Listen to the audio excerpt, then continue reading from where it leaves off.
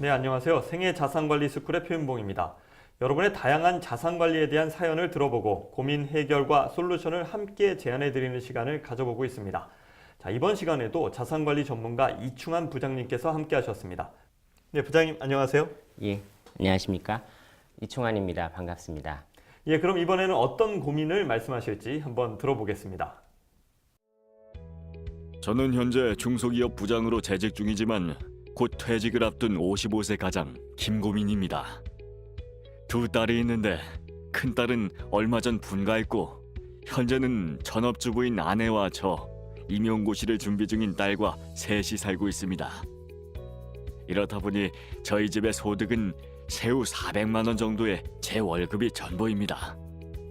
열심히 모은다고 모았는데 큰딸 시집 보냈는데 보태고 나니 남은 재산이라고는 살고 있는 6억짜리 집 한 채와 둘째 결혼 자금으로 모아둔 아내 명의의 예적금 1억 원이 전부입니다.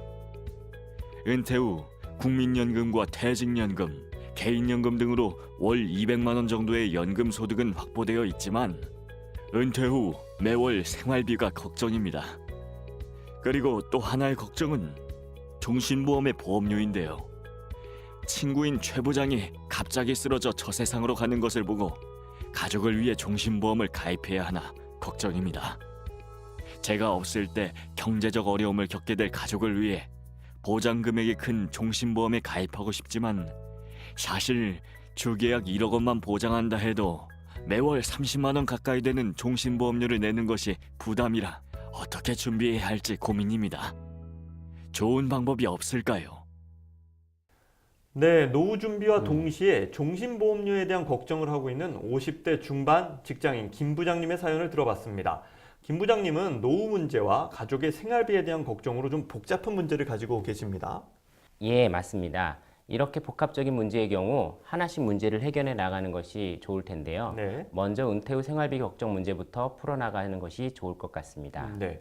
은퇴 후 필요 적정 소득이 은퇴 전 소득의 한 70% 정도 되면 좋다는 얘기가 있는데, 자, 김 부장님의 경우에는 400만 원의 70%니까 280만 원이지만 현재 확보된 월 소득을 보면 연금 200만 원이 전부네요. 그러면 80만 원이 추가적으로 필요한 상황인데 주거용 부동산을 제외하고 다른 재산이 없는 상황입니다. 네, 맞습니다.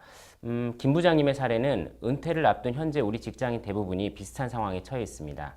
최근 근로자들이 은퇴 후 국민연금에 퇴직연금까지 받아도 수급액이 일할 때 받는 소득의 28%에 그친다는 분석 결과를 볼 때 김 부장님은 50% 수준으로 그나마 비교적 준비가 되신 경우입니다. 네, 50%.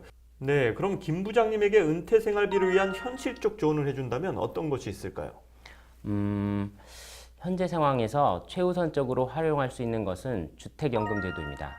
주택연금제도는 보유주택을 담보로 사망 또는 주택 매각 시까지 노후 필요자금을 연금 형태로 지급받는 형태로 김 부장님에게는 중요한 노후소득 보장 대안으로 적극 고려할 만합니다. 네, 그러면 주택연금으로 얼마나 받을 수 있는지 궁금합니다. 주택가격 1억 원당 대략 20만 원씩 수령 가능합니다. 예를 들어 주택가격이 3억 원이면 60만 원, 6억 원이면 120만 원, 9억 원이면 180만 원의 연금을 매월 사망 시까지 수령할 수 있다고 생각하시면 됩니다. 네.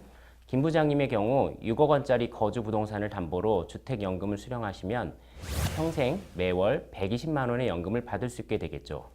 그러면은 부족한 은퇴 생활비가 얼추 좀 해결이 될 것 같은데, 네. 주택연금을 저희가 가입하기 위해서는 뭐 요건 같은 것들이 있지 않나요? 가입 요건은 부부 중 한 명이 만 60세 이상이면 되고 부부 기준 9억 원 이하 주택 소유자면 가능합니다. 다주택자도 가능하지만 보유주택의 합산 가격이 9억 원 이하일 경우만 가능하고요. 9억 원 초과 2주택자는 3년 이내 주택을 파는 조건으로 가능합니다. 네, 다주택자도 가능하군요. 예. 예, 주택연금이 저희가 그냥 살던 집에서 그대로 살면서 연금을 받는 거죠? 예, 맞습니다.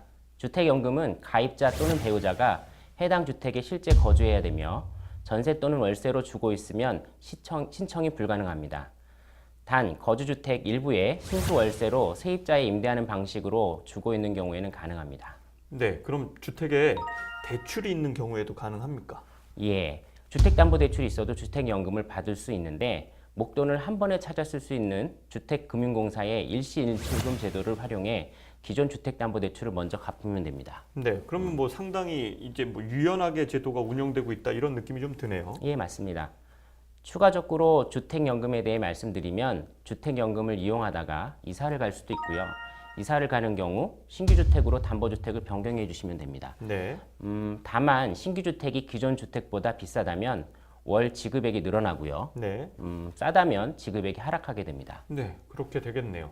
자, 김 부장님의 첫 번째 고민은 주택연금을 통해서 얼추 좀 해결을 한 것 같은데 두 번째 고민을 좀 살펴볼까요? 네, 그럴까요? 네, 김 부장님이 가입을 고민하고 있는 종신보험은 전 생애를 보장기간으로 하는 사망보험입니다. 가장의 조기 사망 시 보험금으로 자녀 양육비, 가족 생활비, 주거 유지비 등 가족이 겪게 되는 경제적 고통의 상당 부분을 해결해 줄 수 있는 장점이 있습니다.